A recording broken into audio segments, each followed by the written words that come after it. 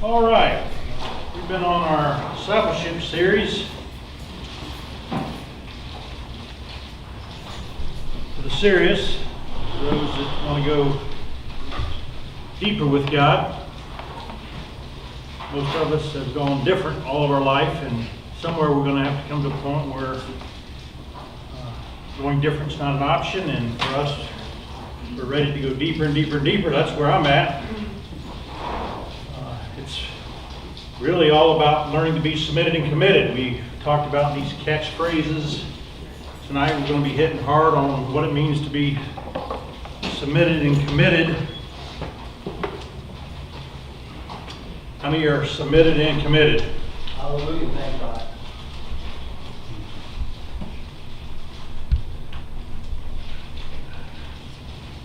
We know about commitment, but sometimes that being submitted thing's another whole issue, isn't it? I don't think any of us really like submission, but somewhere we're going to have to learn to surrender. One of the things I do every single day is get before the Lord and I reaffirm my commitment to His Lordship. That means I sign back up, I pledge my allegiance back to Him. You know that we can't serve two masters.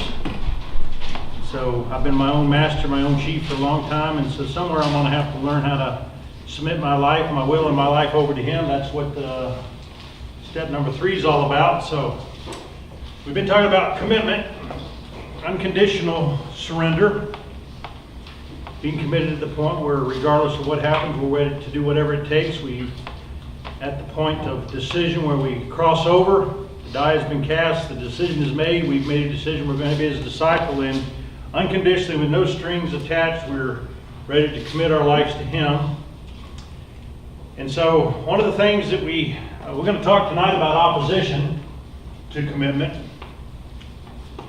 One of the things we need to know that we know that we know when we are truly submitted, when we finally submitted to Him, and we finally get truly committed to Him, when we're sold out, when we've made that deep decision, we've made that statement, we've stepped out in faith, and we've made that commitment, that we can expect opposition to that commitment. When we boldly step out, anytime we step out, anytime we make a bold move and we step out and make a decision, we know that that commitment is going to be tested, it's going to be challenged. There's another old catchphrase that we talk about, it's called blessing and blasting. I don't like to get hung up onto it, but isn't it amazing sometimes how when we have this great blessing from God, we have this great breakthrough, we've been praying and fasting, we do all these things, and next thing we know, we see God come through, glory, hallelujah, you're on the mountaintop, and it's like the very next thing, all of a sudden this opposition happens in our life, and crisis or something kind of happens, and to kind of sabotage everything God's doing. How many of you know what I'm talking about? Amen. Well, the reality is that we've been out here submitted and committed to the devil, haven't we? I think there's an old song out there from AC/DC called Running with the Devil. We sing it, it kind of gets in your head saying, running with the devil, and, but that's basically the gist of it. Much of our lives, we've been out there drinking, drugging, being our own God, running with the devil, and we pledged our allegiance to Him, and we've had years invested to that relationship, and now all of a sudden, we make this decision where we're ready to come out of that, and now we're ready to submit to God and be committed, and we think that it's all smooth sailing from here on out. It's kind of like being in the mafia, isn't it? They say sometimes it's people get in with the mafia and get into gangs, and people get into sorcery and witchcraft and those kinds of things, and they don't realize, they've sold their soul to the devil. They've been running with the devil. They've made pacts and things like that, and just like the mafia doesn't want to let you out, just like some gangs won't let you out, sometimes the devil's, he's not happy. And so, the minute we come over here and we start pledging allegiance and we start tooting our horn and say, hallelujah, we're all ready to go. I'm a disciple. I'm crossed over the line and I'm all in. We can talk a real good talk, can't we? And hopefully it's all true, but we know that sometimes we can write checks with our mouth that our rear end can't cash. Is that what Jack used to always say? We got a real bad habit of tooting our horn and running our mouth and, doing all these things about, oh, how I love Jesus and how I'm committed. And next thing we know, some little crisis or something happens, and next thing you know, we're back out there and the devil's got us right back again. I don't know about you, but that's what happened to me. I was back and forth all my life. But, we get over here with God, and, the 1 Peter 5:8 says that we need to be sober of spirit. I mean, you know what it means to be drunk. You're kind of stuck on stupid when we're drunk. That means all your faculties are impaired. So, Peter's telling us that we need to be sober of spirit. That means we need to be on the alert. We need to pay attention, take serious our new commitment, so to speak. The devil doesn't like it. The devil, our adversary, he prowls around like a roaring lion seeking someone to devour. And so that now that we jumped ship and chose sides, the devil's not happy about that. We left here. And so now the devil, he's going to be watching us. He knows us better than we know ourselves. He knows our Achilles heel. He knows our weaknesses. And so, he lays low. The devil is very crafty. He just doesn't come out like the devil and say, oh, I'm going to test you today. I'm going to challenge your commitment. And he's not going to come out dressed in a little red suit with a pitchfork, and he's probably going to come out wearing a red dress and red high heels, and and come out with some kind of temptation like that, if that's your weakness. Maybe your temptation is money. Maybe it's fame or fortune, or maybe it could be a job or whatever. The devil knows what kind of bait to use for you. Now, one of the things when you're going to be out there fishing, you got to kind of figure out what kind of bait to use and what kind of fish you're fishing for and what you're after. Well, the devil knows exactly what bait to throw in front of you. I say the devil's a flats fisherman. He loves to get out on the bow of that boat and take that gold spoon or that topwater plug. He knows just what to throw out there and dangle it in front of you and buy it before you to deceive you, to get you to latch onto something and to go after it and attack it. Next thing you know, you're hooked and you can't spit that hook. Have you ever been hooked by the devil? And so, the devil has you over and he wants to hook you, man. He wants to bait you and entice you to set you up, and he'll dangle all kinds of things out there to try to get you back. And so,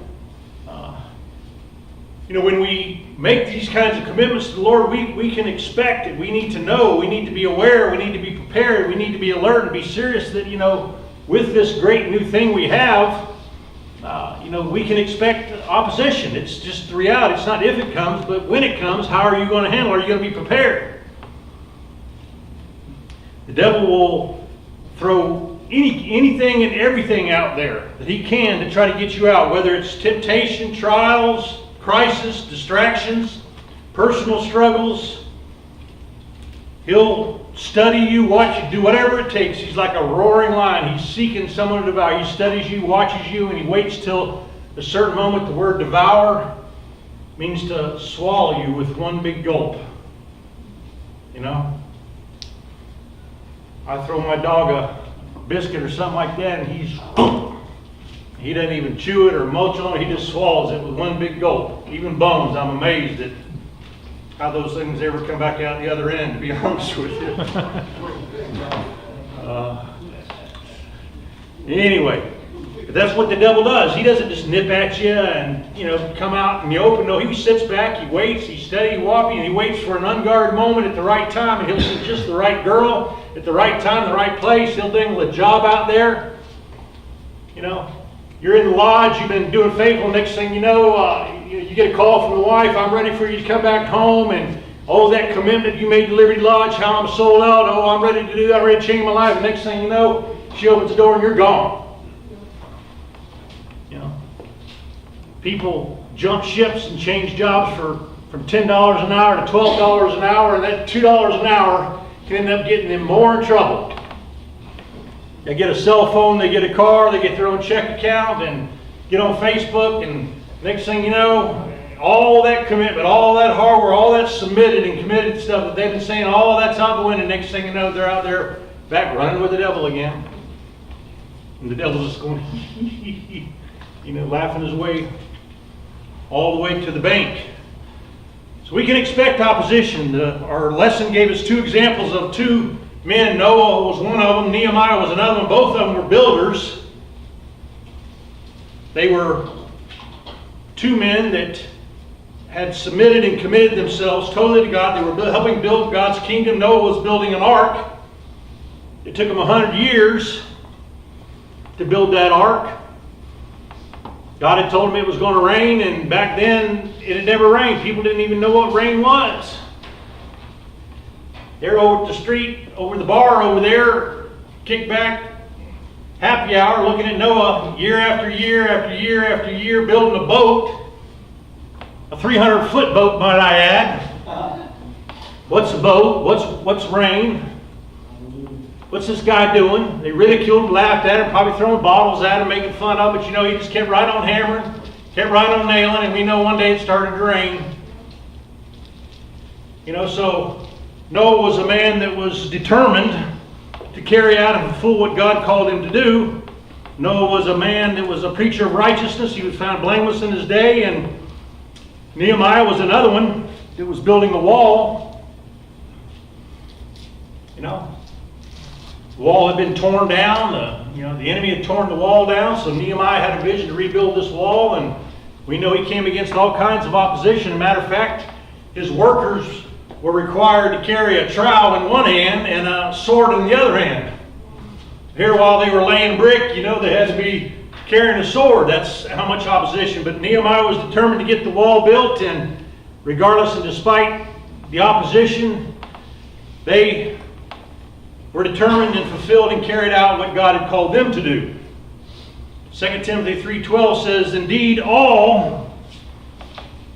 everyone that desires to live godly might be persecuted." Paul told Timothy, he says, Timothy, you need to understand that every single person, that is going to pledge allegiance to God, everybody that's going to be surrendered, yielded, sold out, crossed the line, everybody that's submitted and committed, everybody that's going to sign up for God and is going to desire to live godly, the devil's not going to like it, and everybody who desires to live a godly life is going to come up against opposition. We get saved and become a witness for Christ in our workplace, and what happens? They didn't care about when we were cussing and drinking and looking at dirty magazines on the job and doing all that, but now that we're talking about just going to church and being, the next thing you know, they can talk about Hare Krishna and Jehovah's Witness and all these crazy things, but you talk about Jesus Christ, next thing you know, you're under fire. You step out and try to go to some meetings, start doing the right thing, and your own family will disown you. We've seen many people married that, being a drunk and having a husband that did all that's one thing, but now that they've turned and now they want to be totally devoted to Christ, it's like that's almost worse in some cases for some people. The next thing you know, their wife leaves them because now they can't handle that. So when we desire to live godly, we can expect persecution. It's not if it happens, when it's happened. It's going to come in all kinds of forms. John the Baptist had his head cut off. Moses tried to get the people out of Israel, and Pharaoh went through his things. Jesus was nailed to a cross, and we can expect to be persecuted too. James says,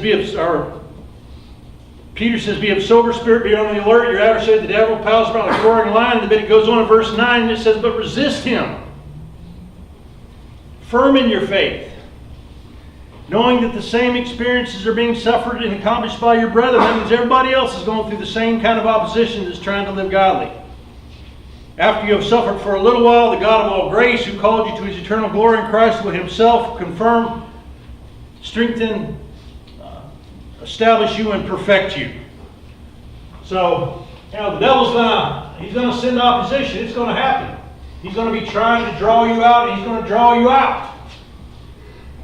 But resist him.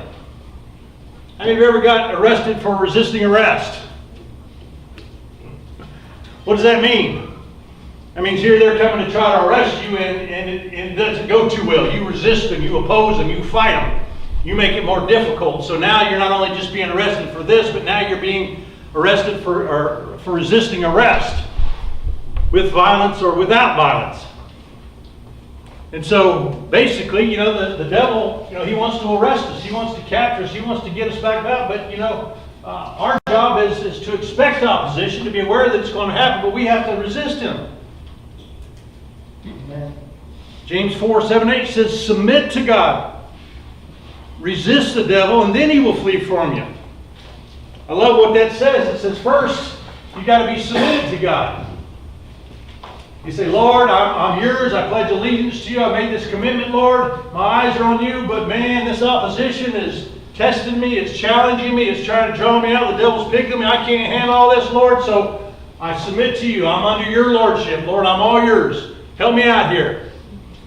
Our first job is to submit to God and say, you're Lord of my life, not the devil anymore, to speak to him and submit to God and say, Lord, I'm in no matter what. I've crossed over. I'm not going anywhere. My eyes are on you. I'm not going anywhere. But Lord, you're going to have to help me here. You're going to have to do your part. Yes, please. So our part is really pretty easy. It's to submit to God and then resist the devil. That means outlast him. That means he pushes into you. You push into him. He pushes on you. And you push into him. And you push and you push. And you do whatever you need to do to outlast him. And then it's a promise here that it says that he will flee from you. Hallelujah. Hallelujah. Jesus went out into the wilderness for 40 days being tested and tried, and he had just heard God himself say, this is my beloved Son in whom I'm well pleased. Great blessing, wasn't it? Yeah. A few minutes later, he's driven by the Spirit out into the wilderness to be tested, to be tempted, to have that commitment. It was being tested.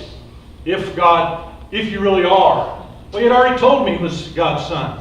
The devil's talking, said, if you really are.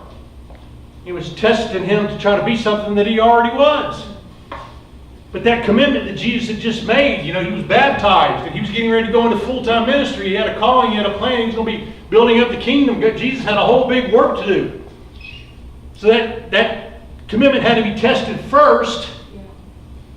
The actual word tempted or tested there means to expose lacking parts, or to expose things that are unresolved issues inside you, to determine what's good and what's evil. So when Jesus went out being tested, even he himself had to be tested to find out in him what was committed and what was uncommitted, just like we did. And so the devil picked on him for 40 days, but it says finally the devil departed. Angels came and ministered to the Lord, but it says he departed until a more opportune time. So Jesus submitted to God. He resisted the devil, and he did flee, but he's going to be back. So this life of being submitted and committed, it's a beautiful blessing. But with the blessing is going to come a blasting. So you better be aware and you better pay attention, not if these things come, but when they come. Are you going to be prepared for the opposition? Are you going to get hooked? Are you going to get deceived? Are you going to get caught right back up into doing the same things? If we keep doing the same things over and over again the same way, it's insanity, right? We expect something different, amen. So we got to think about what we're thinking about. We got to be proactive. We got to be prepared. We got to wise up. Yes, I'm under God's authority. Yes, it's a wonderful life, but I can't be stupid. I got to pay attention. I can't be a fool. Turn with me tonight. We're going to look at Daniel.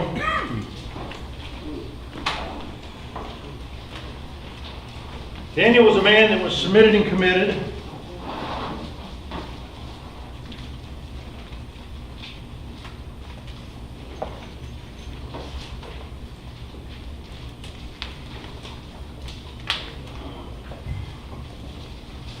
Anybody in your experience some opposition since you stepped out in faith here lately?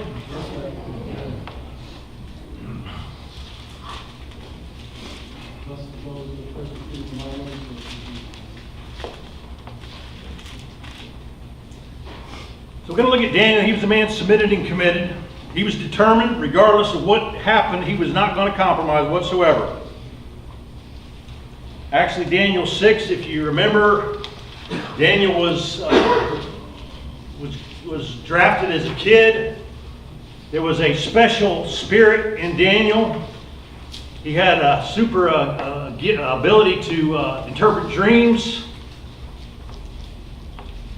When the king Nebuchadnezzar was ready to delegate some things, he raised up 120 satraps and to kind of run the kingdom, but then he put 3 men in charge of the satraps, and Daniel was one of them. He was like one of the 3 men under the king. And so these satraps didn't like Daniel. They were jealous of him, but they couldn't find any accusation on him. They said there was no negligence or corruption found within Daniel. He was a man of moral excellence, totally committed to the things of God. So they knew, they were trying to do something to set Daniel up, but they knew they couldn't attack him on his job description because he was a blameless man. They couldn't find anything wrong with this guy. So basically they said, now we're going to have to set him up, we're going to have to lie. So we're going to have to do something to get him. And the only thing they saw, they looked at Daniel's commitment, they saw a man that was sold out and submitted to God. Daniel would go 3 times a day, morning, noon, and night, and he would not just go pray in his closet, but he would open up the windows in front of the whole city, and he would bow down so that everybody could see him. So these satraps said, that's where we can get him, right there in his commitment. We can test it, we can challenge it, we can bring opposition.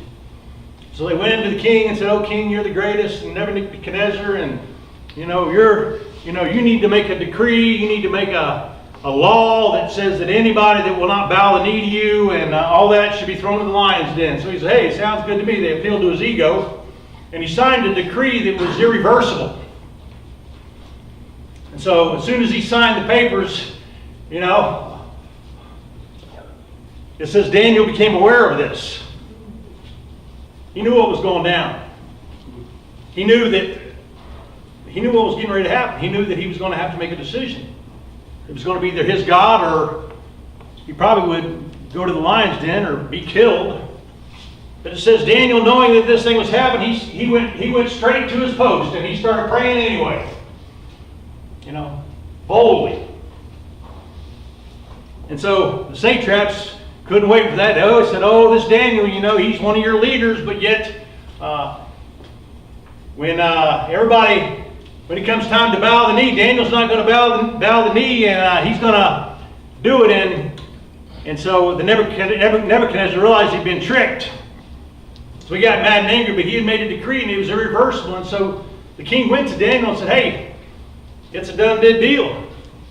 It's on you. You got to do what you got to do." But he says, "I know you're God that you pray. I've watched you. I've observed you. And I know that your God, if he's real and he's who he says he is, he's going to deliver you. He'll take care of you." And so sure enough, Daniel was thrown in the lion's den. And next morning they come out and, "Daniel, are you still down? Are you still alive?" And he said, "Oh, I'm just doing wonderful down here." The lion's mouths were shut. And so Daniel was a man that could have lost his life, but because of his commitment, because he was sold out, he had all the resources. He had God behind him.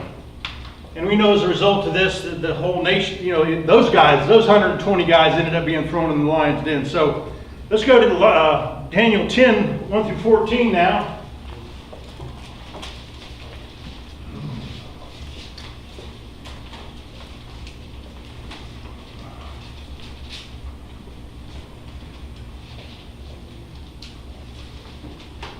We're going to look at 4 characteristics of Daniel.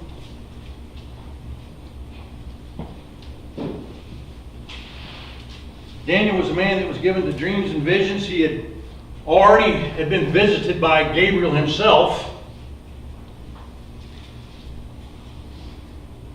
And Daniel, or the angel Gabriel himself, had called him a man that was highly esteemed, recognized by God. I mean, you know what it means to be highly esteemed. Yes, sir. Not just esteemed, but it means highly esteemed. That means to be recognized, to be noticed, to have a great deal of respect. It means to have a certain favor. Daniel was a man that, was noticed in heaven, recognized by what he was doing on earth. His commitment was seen and recognized in heaven. Okay, and his life that he lived of uncompromised was recognized, and he was noticed. And it says that Gabriel himself had come and called him, "You're not just a man esteemed by God, but he said you're highly esteemed, highly respected. You're noticed by, you found favor with God." In chapter 10, verse 1, it says, "In the 3rd year of Cyrus, king of Persia, a message was revealed to Daniel, who was named Belteshazzar, and the message was true and one of great conflict. But he understood the message and had an understanding of the vision." One version says that in addition to Gabriel showing up with the first vision, there have been many visions, and now Daniel had another vision. And it was concerning events that were certain to happen with his people, the future of God's people, Jerusalem. Of great conflict, times of war that were coming in. Daniel understood that, or had gotten understanding, had gotten revelation or insight into what was really going on in verse 2. But it says in those days. Now it backs up saying almost like, there was a vision, that I understood it, but let me tell you what was going on all before that. Just back up the story, Just back up several days, 24 days or whatever. He says, "In those days I Daniel, had been mourning." That means he's talking about something that was going on. "I had been fasting and I had been praying, and I had been doing it for 3 entire weeks. I did not eat any tasty food, nor did I eat any meat or wine with my mouth, nor did I have used any ointment at all until the entire 3 weeks are completed. On the 24th day of the first month, while I was by the bank of the great river, that is the Tigris, I lifted up my eyes, looked, and behold, there was a certain man dressed in linen, whose waist was girded with a belt of pure gold and ephod. His body also was like beryl, his face was the appearance of lightning, his eyes were like flaming torches, his arms and his feet like the gleam of polished bronze, and the sound of his words like the sound of tumult. Now I, Daniel, alone saw the vision, while the men who were with me did not see the vision. Nevertheless, a great dread fell on them, and they ran away and hid themselves. So here I am, I was left alone, and I saw this great vision. There was no strength in me, my color turned." Verse 9, "But I heard the sound of his words, and as soon as I heard the sound of his words, I fell in a deep sleep on my face, with my face to the ground." Then verse 10, "Then behold." Behold means look up with amazement. Something's astounding about to happen. "Behold, a hand touched me and set me trembling on my hands and my knees. And he, the angel, we don't know who he exactly was, whether it was Gabriel. Most likely it probably was. O Daniel, man of high esteem." There's our word again. "Understand the words that I'm about to tell you, and stand upright, for I have now been sent to you." And when he had spoken the words to me, stood up trembling. How many would like to have an angel sent by God? Oh, I'd go for any angel for that matter. amen. Sometimes I just go for a strong word from the Lord. Amen. I haven't had any angels show up that I know of. I think I've been in the presence of some of them. But 3 different times. If you keep reading this chapter, it happens again. 3 different times an angel was sent to Daniel because of his behavior, because of his attitude, because of his commitment. And he was saying, "Angel, you are Remember, you are a man of high esteem. The word means to be greatly beloved by God, have great favor, great respect. 3 different times, an angel shows up and says, you're the man. Not just you're a man, but you're a revered man. You're making headlines in heaven. Heaven knows everything about you. It's what you're doing down here in the natural. You may not see it. It might not look good. It might not feel good. You might not know what's going on. But I'm here to tell you that everything's being heard. Hallelujah. Hallelujah. Thank God. Then he said to me, do not be afraid. For from the first day that you set your heart on understanding this and on humbling yourself before your God, your words were heard. And I have come in response. In other words, I've been sent to tell you what's really going on.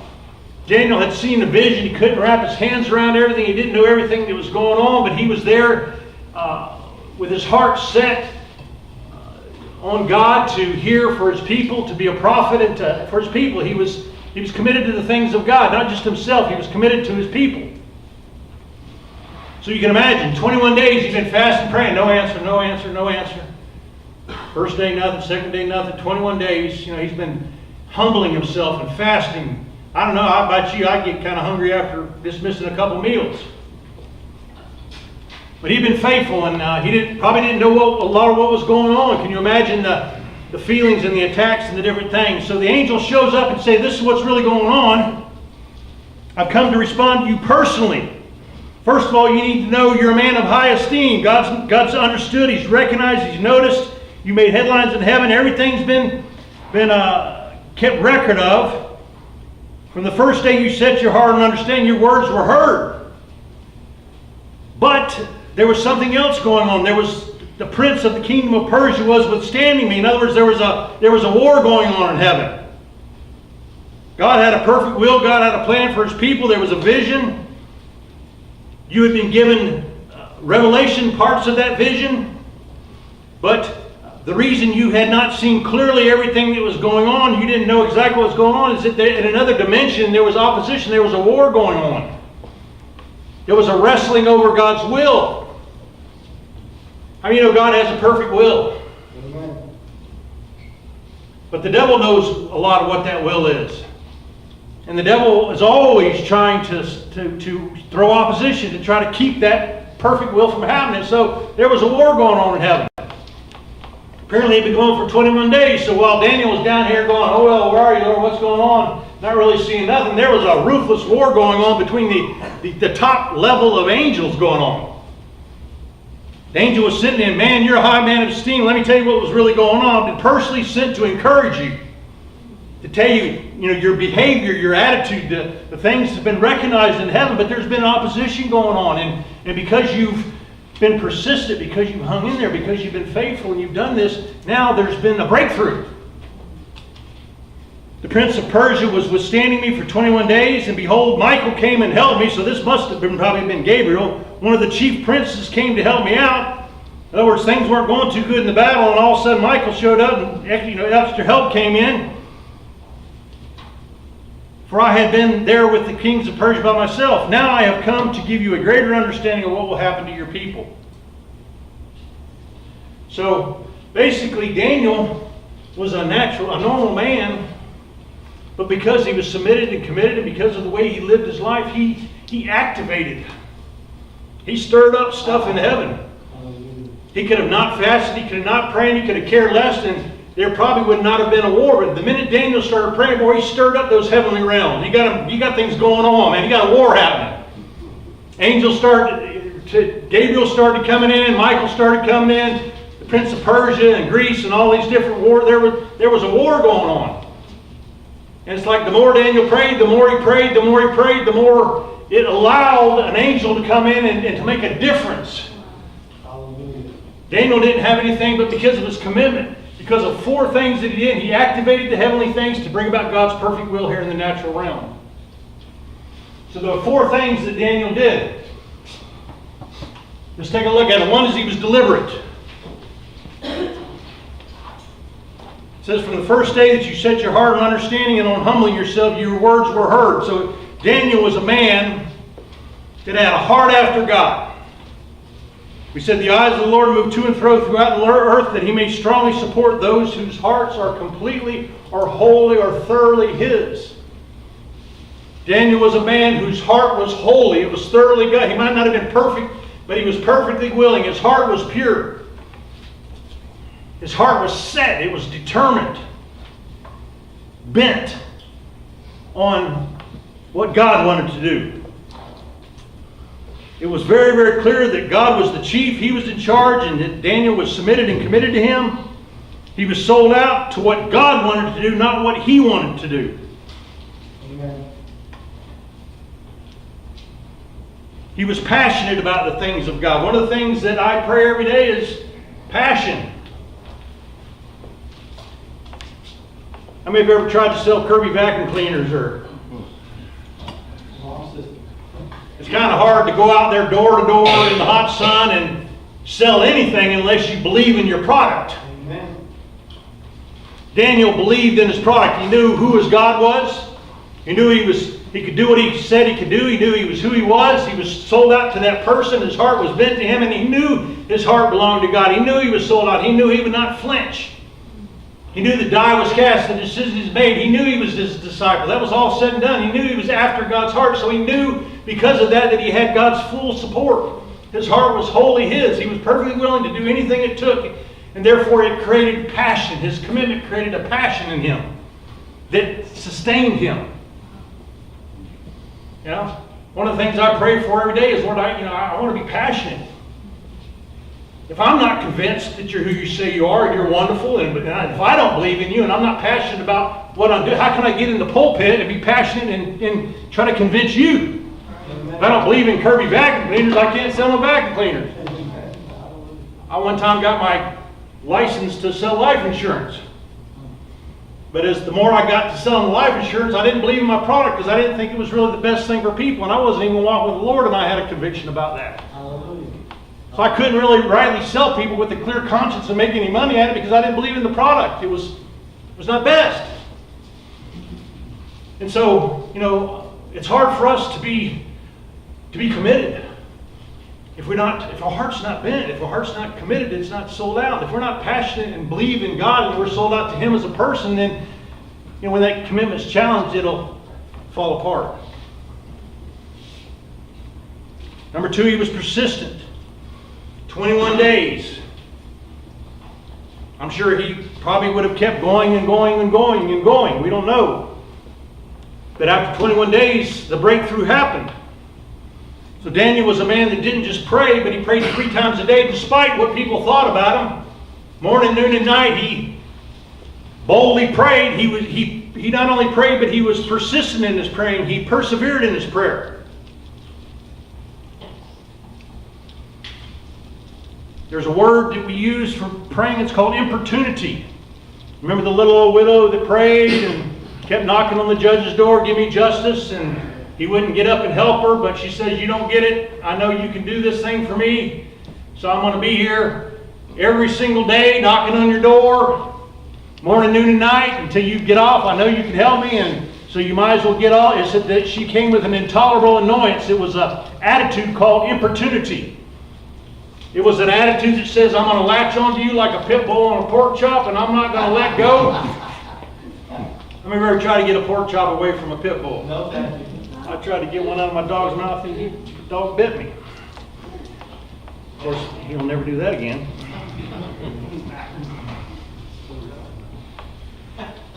Still in the doghouse over there.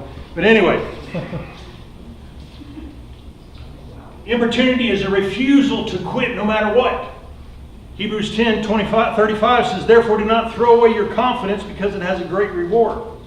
For you have need of endurance, so that when you have done the will of God, you may receive what was promised. God has things that He's promised us, and we want to be able to carry away fully what He has promised, to enjoy to the full. So it says, to be able to enjoy to the full, we have to have endurance, a steadfast, patient endurance. The word endurance means to remain under, the ability to remain under pressure or trial or test without giving up.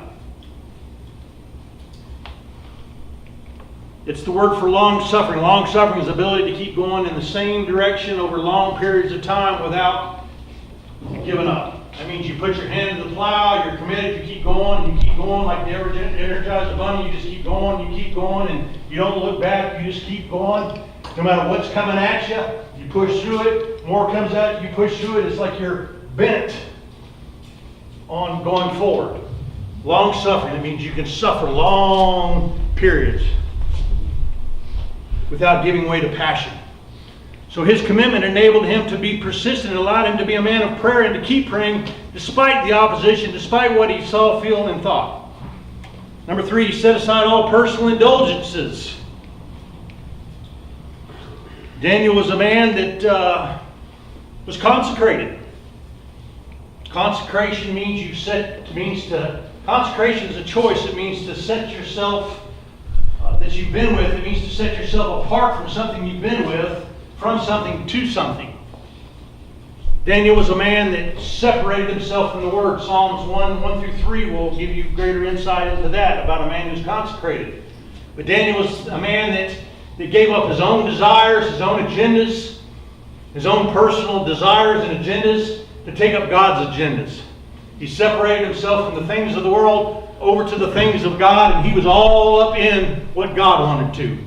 He exchanged the external things of this world for the internal things. The temporary for the permanent. 2 John 2:15-16 says, "Do not love the world nor the things in the world. If anyone loves the world, the love of the Father is not in him." He says, "Do not love, cherish, or have a strong affection or desire for the things of the world. If you do, the love of the Father is not in you. For all that is in the world, the lust of the flesh, the lust of the eyes, and the boastful pride of life is not from the Father, but is from God." So Daniel was a man that was separated from the world. He didn't get caught up in the lust of the flesh, the lust of the eyes, and the boastful pride of life. He didn't allow any of his own personal issues. I'm sure Daniel probably had issues. He was a man. I'm sure he probably had to deal with lust. I'm sure he probably had to deal with temptations. He probably had to deal with human frailties like sickness. I'm sure he had all these personal struggles. He could have easily went to the house and said, "Oh, I don't feel like it. I'm not going to show up today. I'm not going to pray." There's so many times, that I have a hard time cowboying up to go preach. It takes a lot of passion. It takes a lot of energy. It takes a lot of motivation. And sometimes I just have to set aside my own stuff and cowboy up and do what God's called me to do, even though it doesn't feel like it. Daniel was a man that was like that. Amen. And number 4, he was a man that was determined. Determined to accept nothing less than God's perfect will for his life. He wanted God's perfect will, not God's permitted will for his people. Now, Daniel is our role model. He's our example. What can we learn from him?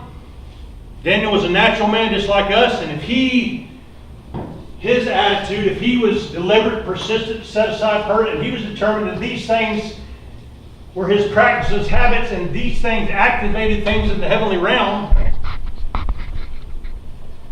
Despite the opposition, Daniel was able to open up the heavenly realm and get recognized by God and be called a man of high esteem. So what it says right there, this stuff is in the Bible for us too, Yes. So when we're deliberate, when we're persistent, when we set aside and we're determined and we go after the things of God and we withstand the opposition, we can expect to activate heavenly things, and we can expect God to intervene on our behalf. 2 Timothy 3:12 says, "Indeed, all who desire to live godly will be persecuted." So when we're submitted and committed, we need to wake up and realize that with God we have all of His resources, all of His assistance, all of His help. We can activate the things in the heavenly realm, and we can get God's angels to come and help us and surround us. But there will be opposition. God will do His part, but we have to do our part. We have to be deliberate, persistent, set aside the things of the world and be determined. Proverbs 10:25 says, "When the whirlwind passes, the wicked is no more. But the righteous has an everlasting foundation." So, those who desire to live godly will have whirlwinds. We will have crisis. We will have temptation. We will have opposition. But the whirlwind will pass. It may pass like a kidney stone, but it'll pass. I like what Luke Harry says, another catchphrase. Remember this one. The righteous will remain standing long after the whirlwind passes. You may knock a righteous man down 100 times, but he'll keep bouncing back. A man that is submitted and committed and sold out to God may get knocked down, but he's always going to bounce up because God is the one making him bounce back. So the righteous, the Christians, the submitted and committed will remain standing long after the whirlwind passes. So let me ask you tonight, maybe you've been coming under some opposition and attack because of your commitment. So let's all stand tonight, and I just want to pray a little prayer over us.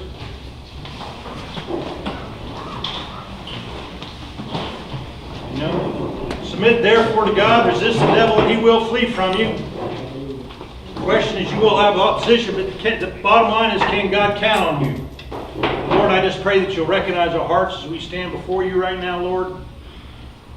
We know we've made decisions, we've stepped out in faith, but Lord, we know we can't fulfill those and carry those out without you, Lord. So take notice of us, Lord, esteem us in heaven, recognize our struggles, and empower us, Lord, to be able to withstand these things in Jesus' name. Amen. All right, we'll see you.